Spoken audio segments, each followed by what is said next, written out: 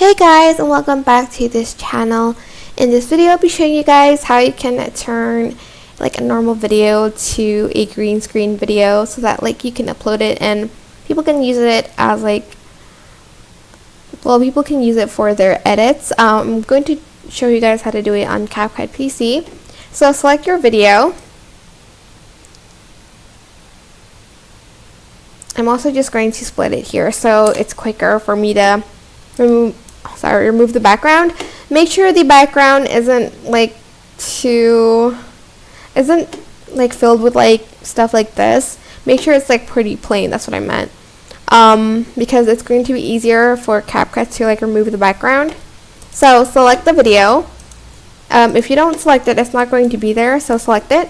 Go to cutout and select auto cutout, and then move this up here and add in this green background. Just search like green screen and it's going to be there. And that's pretty much it. You can upload it and people can use this as a green screen for their like edits, for instance.